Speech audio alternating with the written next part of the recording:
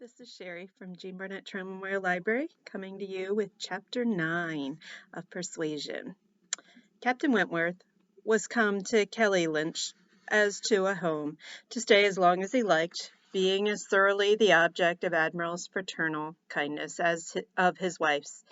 He had intended, on first arriving, to proceed very soon into Shropshire and visit the brother settled in that country, but the attractions of the upper cross induced him to put this off.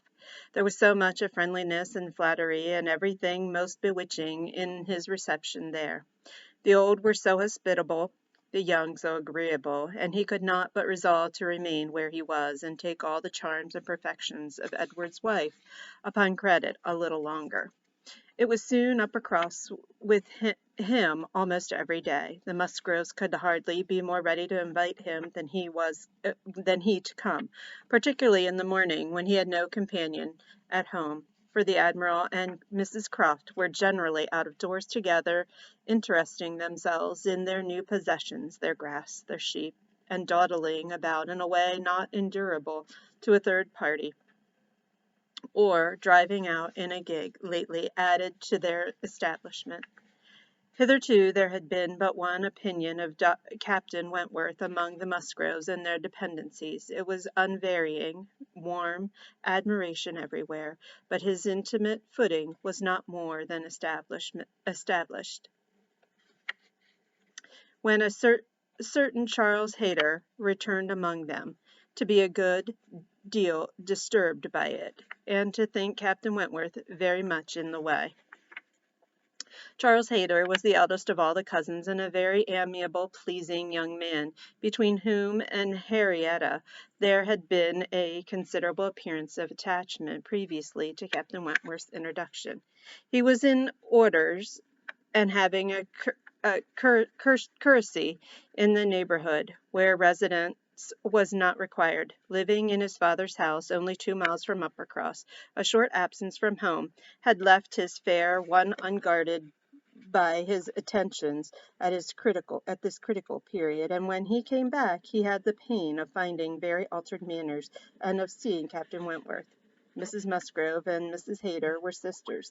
They had each had money, but their marriages had made a material difference in their degree of consequence. Mr. Hayter had some property of his own, but it was insignificant compared to Mr. Musgrove's, and while the Musgroves were in the first class of society in the country, the young Hayters would, from their parents' inferior, retired, and unpolished way of living, and their own defective education, have been hardly in any class at all. But for their connection with Uppercross, this eldest son of course expected, who had chosen to be a scholar and a gentleman, and who was very superior in cultivation and manners to all the rest. The two families had always been on excellent terms, there being no pride on one side and no envy on the other, and only such a consciousness of superiority in Miss Musgrove's was made them pleased to improve their cousins. Charles's attentions to Harriet had been observed by her father and mother without any disapprobation. It would be a great match for her, but if Harriet liked him, and Harriet did seem to like him, Henrietta fully thought to herself before Captain Wentworth came, but for that time cousin Charles had been very much forgotten. Which of the two sisters was preferred by Captain Wentworth was as yet quite doubtful, as far as Annie's observation reached. Henrietta was perhaps the prettiest, Louisa was the higher spirits, and she knew not now whether the more gentle or the more lively character were most likely to attract him. Mr. and Mrs. Musgrove, either from seeing little or from an entire confidence in the discretion of both their daughters, and of all the young men who came near them, seemed to leave everything to take its chance. There was not the smallest appearance of solicitude or remark about them in the mansion house, but it was different in the cottage. The young couple were more disposed to speculate and wander, and Captain Wentworth had not been above 4 or 5 times in the Miss Musgrove's companion, and Charles Hayter had but just reappeared, when Annie had to listen to the opinions of her brother and sister as to which was the one liked best. Charles gave it for Louisa, Mary for Henrietta, but quite agreeing that to have him marry either could be extremely delightful.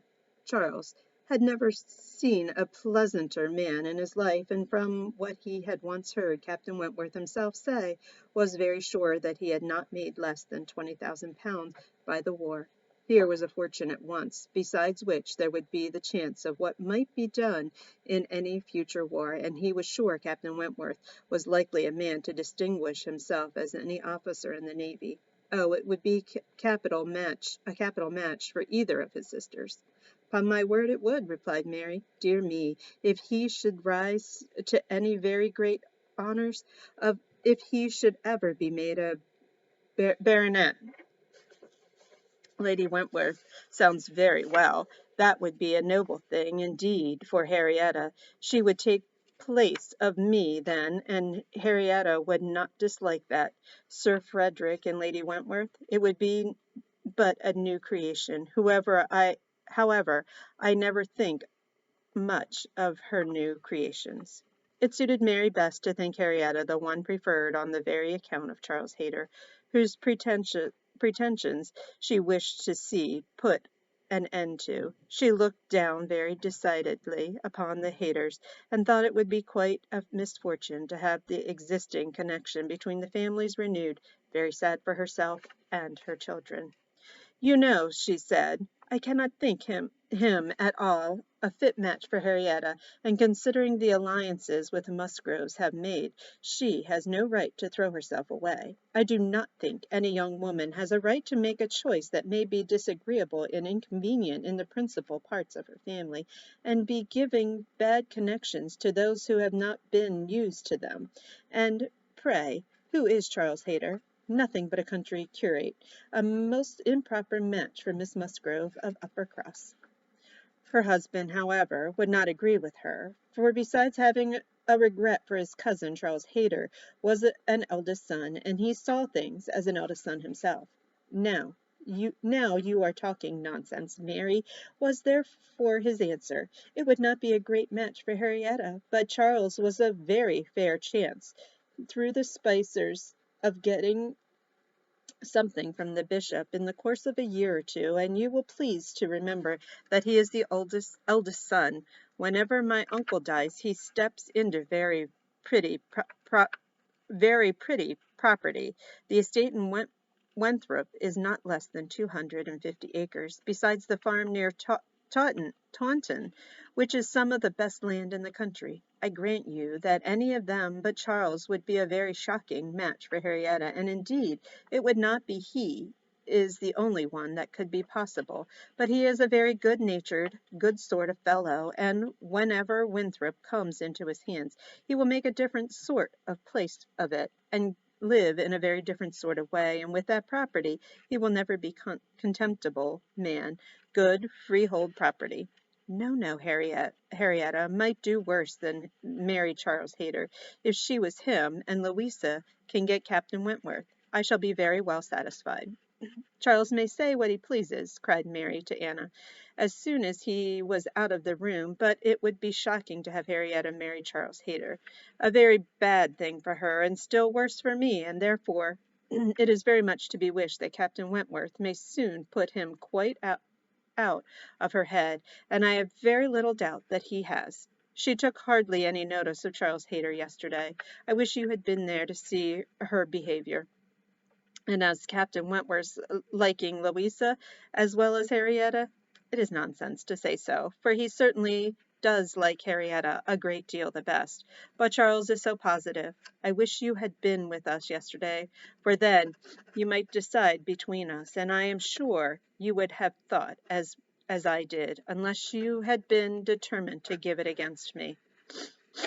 A dinner at Mr. Musgrove's had been the occasion when all these things should have been seen by Anna, but she had stayed at home under the mixed plea of a headache of her own and some return of disposition in little Charles. She had thought only of avoiding Captain Wentworth, but an escape from being appealed to as umpire was now added to the advantages of a quiet evening. As to Captain Wentworth's views, he deemed it of more consequence that he should know his own mind early enough not to be endangering the happiness of either sister, for impeaching his own honour, than that he should prefer Henrietta or Louisa to Henrietta. Either of them would, in all probability, make him an affectionate, good-humoured wife. With regret to Charles Hayter, he had delicacy which must be pained by any lightness of conduct in a well-meaning young woman, and a heart to sympathize in any of the suffering it occasioned. But if Henrietta found herself mistaken in the nature of her feelings, the alteration would not be understood too soon. Charles Hayter had met with much to disquiet and mortify him in his cousin's behaviour.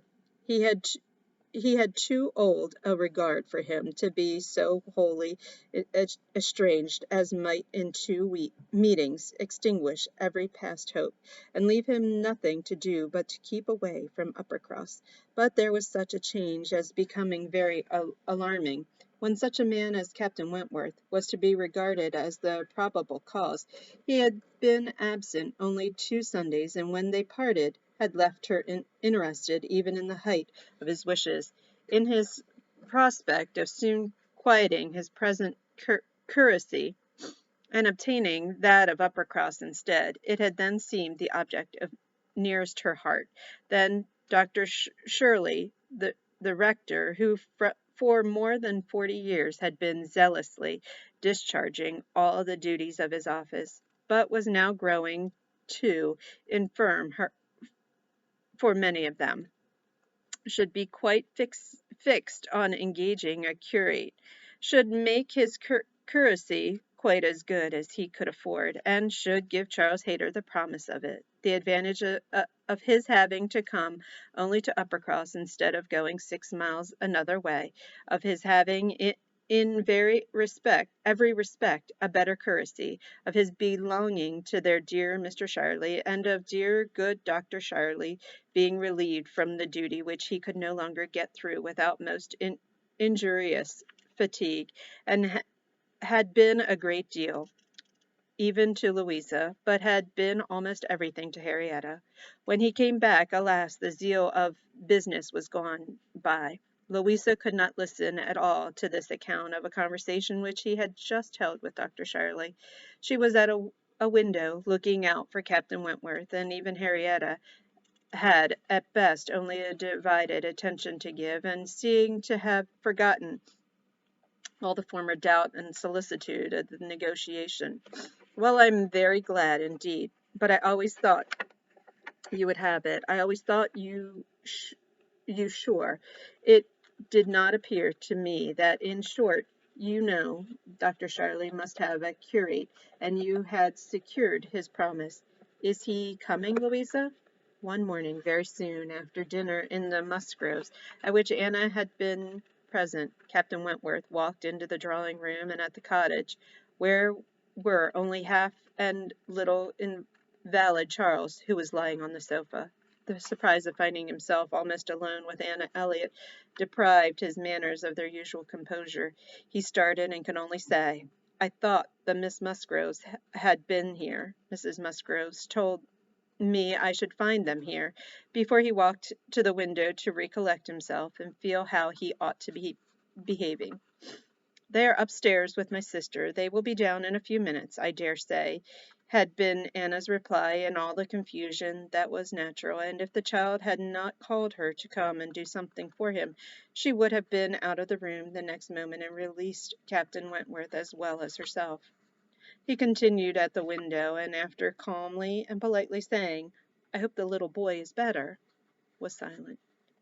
She was obliged to kneel down by the sofa, and remained there to satisfy her patient, and thus they continued a few minutes, when, to her very great satisfaction, she heard some other people crossing the little vestibule.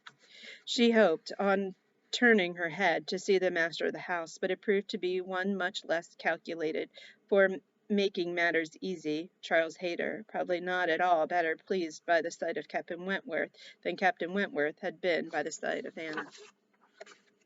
She only attempted to say, "How do you do? Will you not sit down? The others will be here presently." Captain Wentworth, however, came from his window, apparently not ill-disposed for conversation, but Charles Hayter soon put an end to his attempts by seating himself near the table and taking up the newspaper, and Captain Wentworth returned to his window. Another minute brought another addition. The younger boy, a remarkable stout, forward child of 2 years old, having gone to the door opened for him by some one without, made his determined appearance among them, and went straight to the sofa to see what was going on, and put his claim to anything good that might be giving way. There being nothing to eat, he could only have some play, and his aunt would not let him tease his sick brother. He began to fasten himself upon her as she knelt in such a way that, busy as she was about Charles, she would not shake him off. She spoke to him, ordered, entreated, and insisted in vain. Once she did contrive to push him away, but the boy had the greater pleasure in getting upon her back again directly. "Walter," she said, "get down this moment. You are extremely troublesome. I am very angry with you." "Walter," cried Charles Hayter, "why do you not do as you are big? Do not you hear your aunt speak? Come to me, Walter. Come to cousin Charles." But not a bit did Walter stir. In another moment, however, she found herself in the state of being released from him, and some one was taking him from her, though he had bent down her head so much that his little sturdy hands were unfastened from around her neck, and he was resolutely borne away, before she knew why Captain Wentworth had done it. Her sensations on the discovery made her perfectly speechless.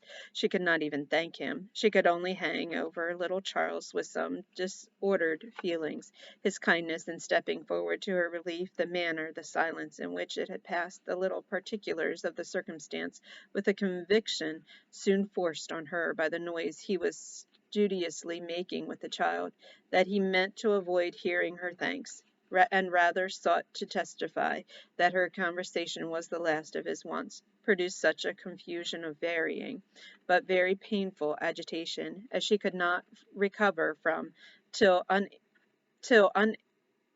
enabled by the entrance of Mary and Miss Musgroves to make over her little patient to their cares, and leave the room.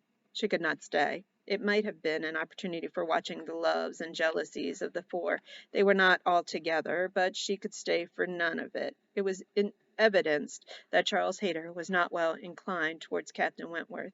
He had a strong impression of his having said, in a vexed tone of voice, after Captain Wentworth's interference, "You ought to have minded me, Walter.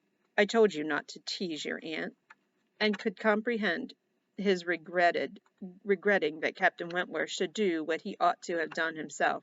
But neither Charles Hayter's feelings nor anybody's feelings could interest her till she had a little better arranged her own. She was ashamed of herself, quite ashamed of being so nervous, so overcome by such trifle. But so it was, and it required a long application of solitude and reflection to recover her.